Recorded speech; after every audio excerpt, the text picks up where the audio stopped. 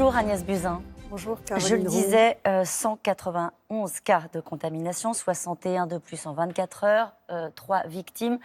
On va évidemment parler de la campagne à Paris, mais est-ce que vous imaginez que la France peut échapper au stade 3 ? Alors, vous me parlez en tant que médecin, en tant qu'ancienne ministre de la Santé? En tant qu'ancienne ministre de la Santé. D'accord. Donc, en tant qu'ancienne ministre de la Santé, tous les pays vont être confrontés, évidemment, à une circulation de plus en plus importante du virus, nous le savons.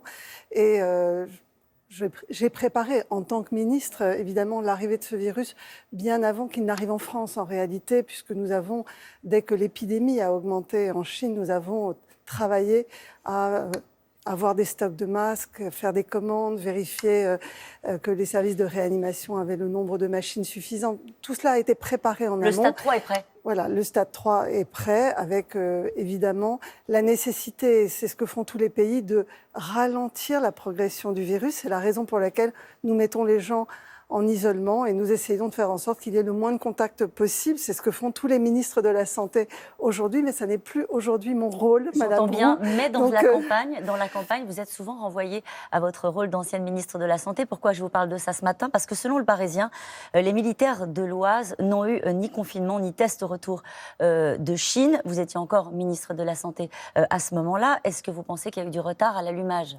Non, ça n'a rien à voir. En réalité, la contamination dans l'Oise a été tracée. Donc, c'est un civil, une enseignante, qui était amie avec une femme, je crois, militaire de la base. Donc, c'est cette personne enseignante, civile, qui a contaminé la personne sur la base militaire. Et le rapatriement de Wuhan, je rappelle, a rapatrié que des Français qui étaient négatifs pour le virus. Tous les Français rapatriés de Wuhan, je crois qu'il y a plus de 300 Français qui ont été rapatriés, ont toujours été négatifs pour le virus, et donc les personnes qui les ont ramenés sont négatives également. Donc, ce sont les suites de la campagne à Paris, vous pensez ?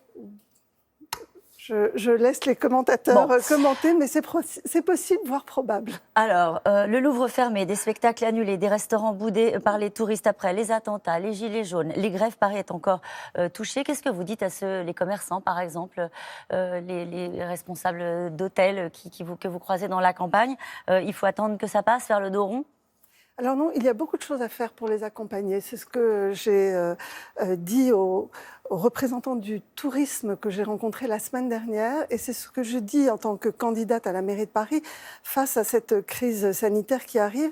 En réalité, je dis que nous avons moyen aujourd'hui d'alléger les charges des commerçants, de reporter, par exemple, leur paiement de leur fiscalité. Il y a beaucoup de mesures qui sont favorables aux commerçants et qui ne connaissent pas forcément. Je pense par exemple que la mairie de Paris pourrait réduire les taxes sur les terrasses pour toutes les bars et les restaurants. C'est pas fait pour l'instant ? Je ne sais pas, mais je dis qu'aujourd'hui, il y a moyen d'accompagner les commerçants, les restaurateurs.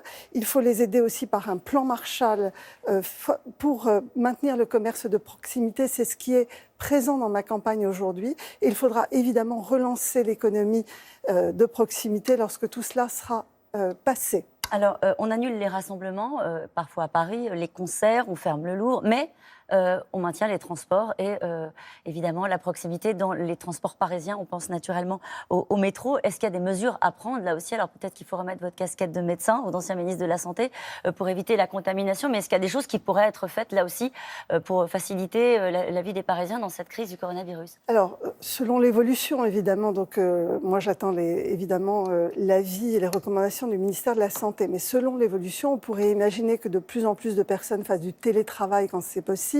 On peut imaginer aussi de décaler les horaires de travail dans certaines entreprises pour que les transports soient moins bondés. Il y a les gestes barrières à faire qui sont de se laver les mains régulièrement, extrêmement fréquemment. Évidemment, quand on est malade soi-même, quand on tousse ou qu'on a de la fièvre, rester chez soi. Donc tout ça sont des gestes Comment on fait, Agnès Buzyn, pour faire campagne quand on ne peut pas serrer la main ? Alors vous avez donné quelques conseils, mais plus sérieusement, est-ce que cette crise du coronavirus gêne votre campagne et la campagne d'une manière générale ? Alors, il est clair que dans les médias, on voit bien l'importance que ça prend et c'est plus difficile de parler de la campagne des municipales en ce moment par rapport à une campagne standard. Et sur le terrain ? Et sur le terrain, les gens ont très vite pris le pli de ne pas se serrer les mains. Donc, en réalité, en 3-4 jours, j'ai trouvé un changement d'habitude incroyable, ce qui prouve que les gens ont très bien compris l'intérêt des gestes barrières. Et donc, non, en réalité, c'est très chaleureux, sauf que nous n'avons plus de contact physique. Bon, c'est pas si grave. C'est pas si grave. Ce qu'on comprend de ce que vous nous expliquez ce matin. Est-ce que vous imaginez le scénario catastrophe d'un report des élections municipales? Est-ce que c'est un scénario que vous imaginez? Pour l'instant, je n'ai pas pensé ni réfléchi. Pour l'instant, nous sommes à fond dans une campagne qui doit aboutir à un vote le 15 mars. Et voilà, tant qu'il n'y a pas le moindre signal venant des ministères en charge, notamment du ministère de l'Intérieur, moi, je suis totalement dans la dernière ligne droite. Mais ça peut avoir des conséquences sur la participation qu'il faut anticiper ou pas? Écoutez, je laisse le ministère de l'Intérieur voir le risque et le bénéfice, évidemment, qu'il y aurait à avoir un report. Pour l'instant, je crois que ça n'a pas été évoqué. Donc, pour l'instant, nous faisons campagne jusqu'au 15 mars. Et vous faites campagne et vous ciblez l'une de vos adversaires, Anne Hidalgo, maire sortante. Quand on vous interroge sur son bilan, vous parlez dépôt de bilan et vous ciblez notamment sa gestion financière ou encore la saleté à Paris. Est-ce que vous utiliseriez les mêmes mots pour parler de son bilan en matière d'écologie? Alors oui, je suis assez hors de moi quand j'entends parler d'écologie aujourd'hui, quand on voit comment la ville de Paris a été bétonnée, à quel point elle a été densifiée. On a dans le programme aujourd'hui de la maire sortante l'idée de planter 170 000 arbres. Il y en a eu 20 000 de plantés en 6 ans. Et en fait, dès qu'il y a un espace de disponible, on y met des immeubles. Et là, les projets de la ville de Paris sont de construire des tours sur la ZAC Bercy-Charenton, sur le TEP Ménilmontant. On voit bien qu'aujourd'hui, il y a une dissociation complète entre les actes et les annonces. Mais on respire mieux à Paris ? On respire très mal à Paris, tout le monde est inquiet de la pollution. Je suis médecin, j'ai vu à quel point les familles sont angoissées en réalité d'élever des enfants à Paris. Ça participe aujourd'hui du fait que les familles partent de Paris pour élever leurs enfants à l'extérieur. Il y a 11 000 habitants qui quittent Paris chaque année parce que cette ville est irrespirable. Et nous avons l'impact du changement climatique qui n'est pas préparé. Cette ville est hyper minérale. Les places qui ont été refaites, la Bastille, la République, sont des places en béton, bitumées. Cette ville étouffe et donc nous devons impérativement la verdir, l'aérer, arrêter les constructions à outrance. Il y a moyen de recréer du logement, il y a beaucoup de logements vacants qu'il faut remettre en circulation, mais arrêtons de bétonner cette ville. Est-ce que vous pensez pouvoir troubler le duel annoncé, en tout cas qu'on lit dans les sondages, entre Rachida Dati et Anne Hidalgo ? Je l'ai déjà troublé, je crois que je l'ai déjà troublé. Je crois que le match annoncé, quelque part...